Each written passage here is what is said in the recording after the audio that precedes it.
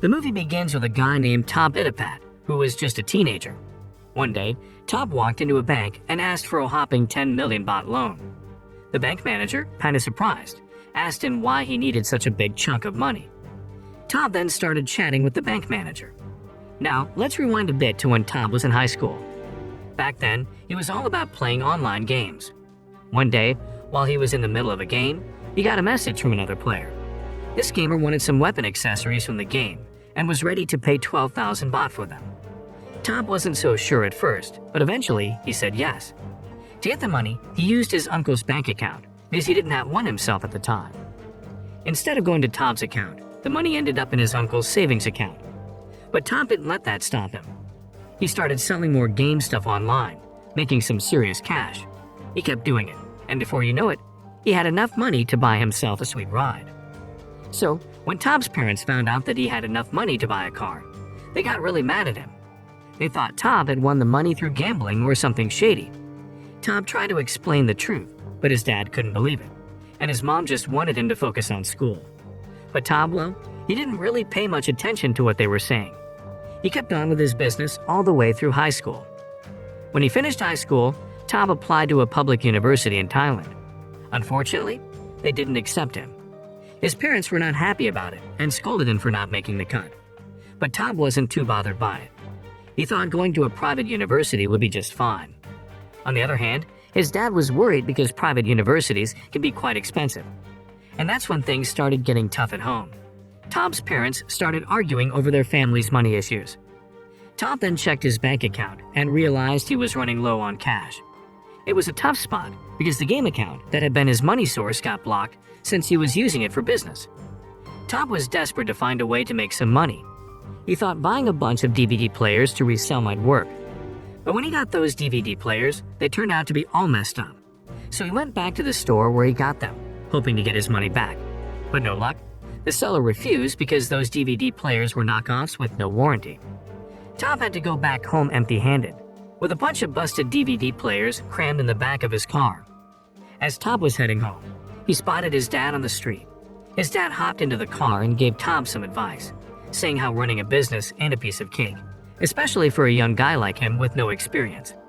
Then his dad handed him a bunch of cash, suggesting he use it to go back to college. But Tom said no thanks to the money. Instead, he took his dad's amulet and pawned it for a cool 100,000 baht. With that money, he paid for his tuition. Now one day, Tom went to this food expo thing and got all excited about an automatic peanut roaster.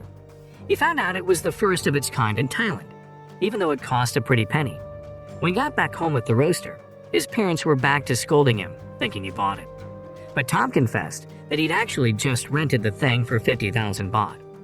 Tom decided to learn how to roast peas by talking to the folks at the market until he figured out the perfect recipe. After that, he teamed up with his uncle and started selling peanuts at the food park mall. The only problem was, even though the mall was busy, their peanuts weren't flying off the shelves. Then one day, Tom was with his girlfriend, and they were strolling through the market. He noticed how the market vendors did their thing and wrote it all down in a notebook. Right outside the market, he saw people asking for donations to get folks' attention. From all this, Tom realized that where you set up shop really makes a big difference in how well you do in business. Tom then decided to talk to the mall and see if he could set up his peanut stand right at the mall entrance. Those roasted peanuts started selling like hotcakes, but things got a bit tricky. During his college exams, Tom had to bail to help his uncle restock peanuts, which were running low. He had big plans, expanding the business, hiring some folks to help out. But then, his girlfriend came along and told him he should really focus on finishing college. Tom didn't pay much attention to her. In fact, the campus even called him up, warning that he might have to drop out. Then, Tom's mom dropped the bombshell that they were moving to China. Turns out they'd blown through all their money, and their house was on the chopping block too. Tom made up his mind and said no to going with his parents to China. Instead, he decided to stay in Thailand and live with his uncle. When he dropped his parents off at the airport, he made them a promise. He'd pay off all their debts and bring them back to Thailand. But then bad news hit. After his parents flew to China, he found out that he couldn't extend the lease for his peanut stand at the mall. Then, one day while he was out driving with his girlfriend, she was munching on some seaweed snacks. She loved them because they tasted great. Top noticed that not many people were selling seaweed snacks like that, and bam, he got a new business idea. So he sold his peanut roaster to get the cash for some raw seaweed. Top and his uncle decided to give cooking the seaweed a shot, but the stuff they'd fried up didn't taste too good. They kept trying, frying one batch after another, until they ran out of seaweed. Eventually, Top had to sell all his computers just to get more raw seaweed. His uncle, seeing all this, told Top to follow his parents to China. He couldn't bear to see Top struggling and failing in his business. But Top, he wasn't ready to give up just yet. He wanted to keep giving it a shot. When his uncle saw how determined Top was, he promised to keep helping him out. Then, one night, Top found his uncle in a real bad state, all covered in blood and passed out at home. Poor guy had slipped and hurt himself. Top rushed into the hospital, and while waiting there, he couldn't help feeling sad. It hit him that his uncle was the only one who had been there supporting his business, and now he was hurt. While Top's uncle was in the hospital, Top decided to give frying the seaweed a shot all by himself at home. He used up the remaining seaweed stock and fried it all, but it didn't taste good. Then he spotted one more bag of seaweed lying on the floor, but it had gotten all damp from the rain the night before. Since that was all he had left, he went ahead and fried it up, and it turned out tasty. Top realized the secret to making good fried seaweed was this condensation thing. So he started selling his seaweed products. Once his uncle had recovered, they teamed up again and set their sights on making 1 million baht in profit each year. But Top found out that his parents owed a whopping 40 million baht in debt. That meant it would take him 40 years just to pay off their debts. And if that wasn't bad enough, the bank went and took his house.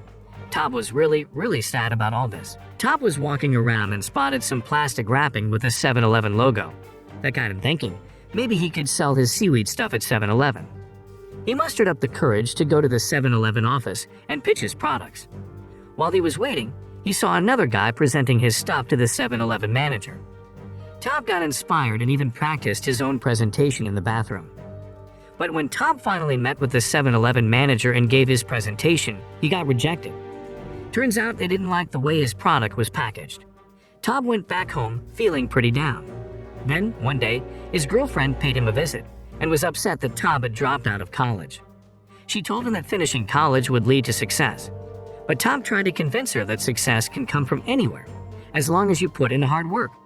He got really upset and mad when his girlfriend offered to pay for his college tuition. In the end, Top decided to part ways with her. The next day, Top went to a printer who makes product packaging. He wanted to change the design and the product's name. But the person at the printing place wouldn't change the name because he thought Tao Kai Noi was a good name for the seaweed product. Anyway, they got the new packaging design done. Then Top went back to the 7-Eleven manager the next day, but even though he waited all day long, the manager still didn't want to see him. Feeling unappreciated, he gave up and left. He left a sample of his product with a security guard. Feeling really down, he called his mom and said sorry because he couldn't keep his promise to pay off their debts. He told her he'd join them in China soon. Now, while all this was happening, that sample product Top left behind was actually tried by some folks at the 7-Eleven office, including the manager. They called Top to their office. So Top had a meeting with the 7-Eleven manager and their staff, and they said they'd accept his products but with some conditions. He had to provide 70,000 packs of Tao K Noid products to 6,000 7-Eleven branches. Plus, his production site had to meet all the hygiene standards like a proper factory. Top agreed to these conditions, even though he wasn't sure how he'd pull it off. Then, the movie takes us back to the beginning, when Top was meeting with the bank manager to get a loan. See, he wanted that money to build a factory and hire some folks. But they turned him down because he was just 19. So Top, desperate for cash, sold his car and set up his factory in his parents' old shop. So one day, Top was at the train station, and he spotted his girlfriend with some other guy. Instead of standing by him, his girlfriend decided to leave him. It's kind of a bummer because she was one of the folks Top wanted to make happy with his successful business. But Top didn't give up. He worked hard and got his factory up and running, even hired some folks. Then 7-Eleven came for an inspection. But the managers said the factory didn't meet 7-Eleven standards. They said they'd let Top know the results of the inspection by fax.